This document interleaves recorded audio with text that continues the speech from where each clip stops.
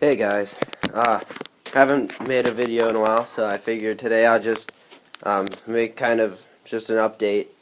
I got the blue tractor frame finished welding up on the pieces.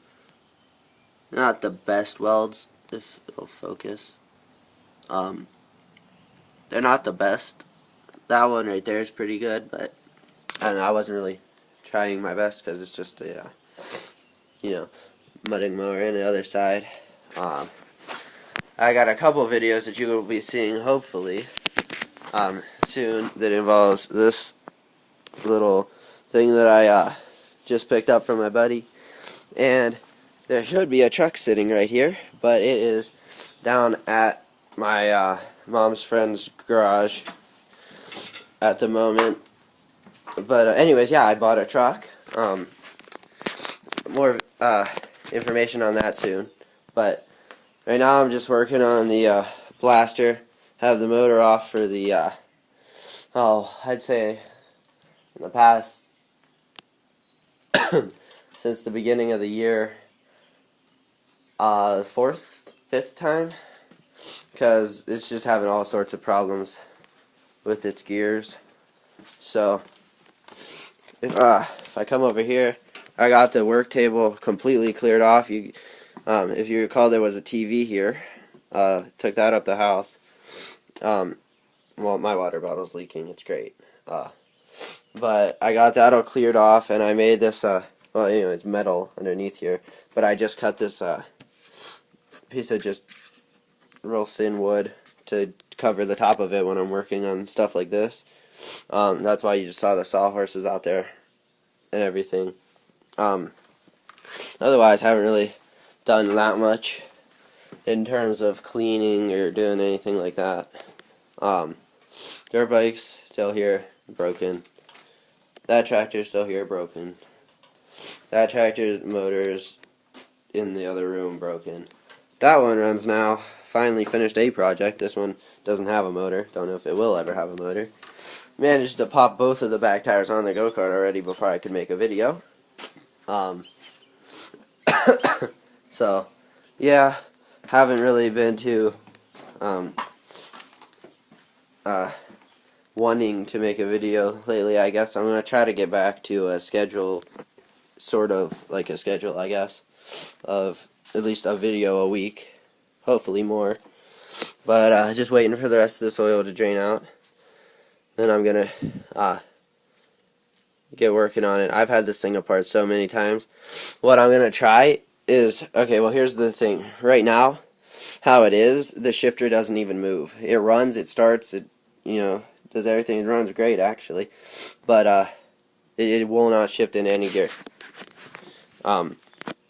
So if I take this case off, it will shift through all the gears. Don't know why. The only thing that's different is the Kickstarter, which shouldn't have any effect on the shifter because it doesn't touch the shifter. And it's the original, these two are the original cases, so, the shifting starts like right about here inside. So I don't know why it wouldn't work. But yeah, I've had this thing apart so many times trying to figure out what's wrong with it. So hopefully today I'll figure it out. I'm going to try to take this case off because, like I said, it's only when that case is on that it does, or that it doesn't shift. I'll put this one on, which is for the other blaster, the other blaster motor. But I'm going to clean that up a little bit, put it on, bolt it down, and see if it works. And if you can't tell, I'm a little sick again. I'm always sick. But yeah, okay, I'll keep you updated. Okay, so, change of plans. Took that cover off. I was going to switch with that one. And, before when I took it off, it actually shifted. Now it still won't shift. It won't turn the shifting star into the next gear. So, I figure I'm just going to take the whole thing back out. Just take it all back apart, and I don't know what I'm going to do from there, because I've already done that before. That was the first thing I did after it stopped shifting. So, yeah, so I'm going to do that. I'll periodically just come back and show you my progress. Yeah, nice little voice crack there. You're welcome. Um, so, alright. Okay, so I took the cover off, took the flywheel off, and took the stator off. Then you get to your case and, your crankshaft. Now I'm going to take the head off and the piston and all that. I usually do that first, but I was hoping not to take the whole thing apart, so I didn't. But one thing I want to make sure you guys know is you have to have this special tool to take the flywheel off. Because what happens is you have the nut, goes on here and holds it. You take that off. You don't use that tool for that. You use these tusk. They're kind of like vice grips, but for this it's a clutch holding tool. Plus it has the flywheel for, or I guess just pegs for the flywheel, to go in those two holes. You can do it without it. I have done it without it. Wouldn't recommend doing it without it, but if you have to, you have to. But when you take the nut off and you put this in, you want to unscrew this part down here out all the way.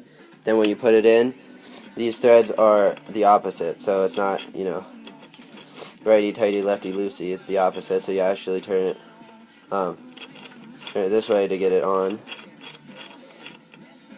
and then you would tighten that down. Then you put this down on, and then you put a socket on here and a wrench on here, and just turn it, and it pulls the flywheel off. And one more little thing, probably more important than this stuff. Let me just unscrew this real quick.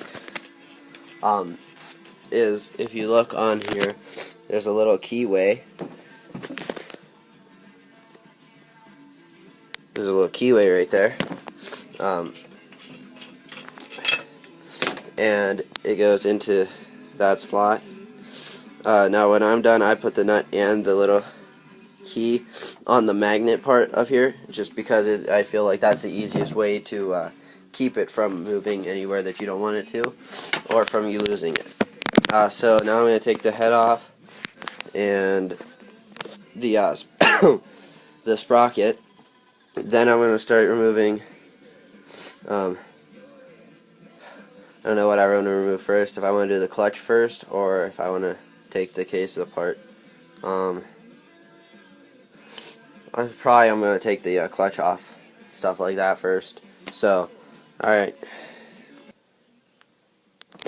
So this is just going to be another little tip when you're doing it. I got the piston off and everything, the head's off, but I can't put it into a gear, so I can't just hold this when I loosen the bolts on the sprocket, and it's real hard to, if you have them tight at all, it's hard to hold the teeth.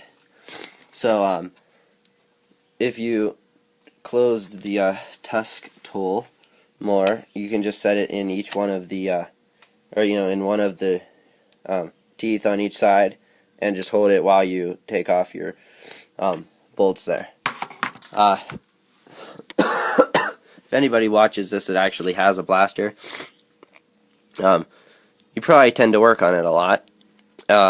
And again, I'm not saying you have to go out and spend the $25 or whatever that this is, but it does come in handy for a lot of things. So if you're watching this and you have to do any work on a blaster, or really any quad or dirt bike motor, I would suggest very highly getting one of these. I would recommend it. They're pretty handy.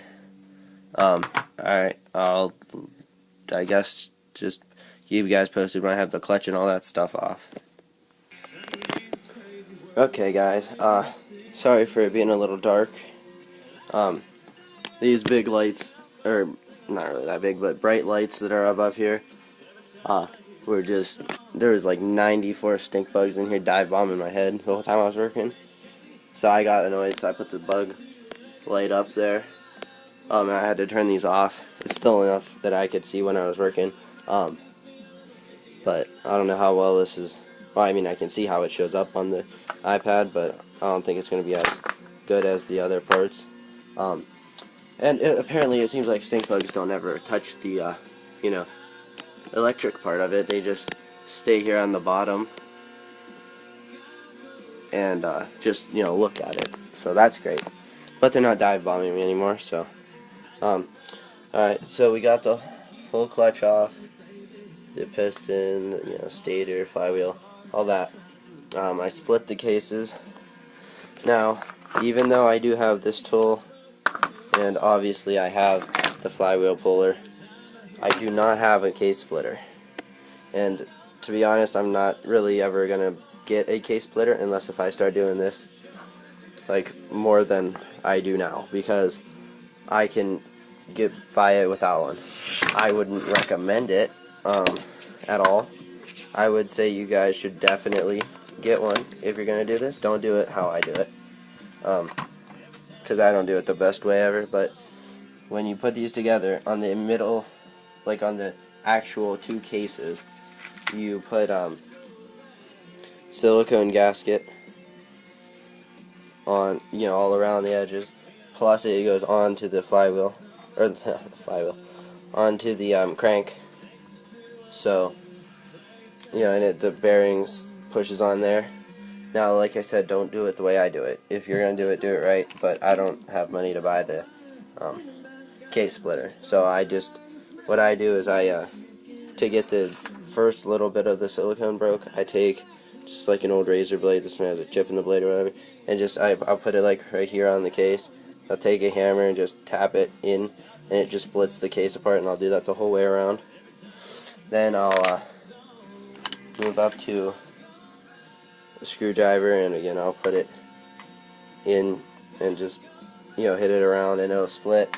Then you'll have a gap probably about like that big in between the cases, but it'll still have a ton of pressure on here.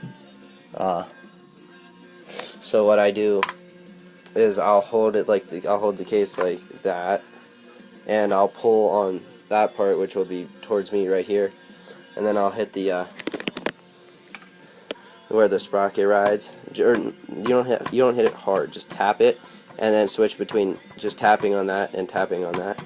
Again, not a good way to do it, but it's how I do it, and it saves a lot of money in buying the tool, and I haven't had any problems with it, so that's how I'm going to continue doing it.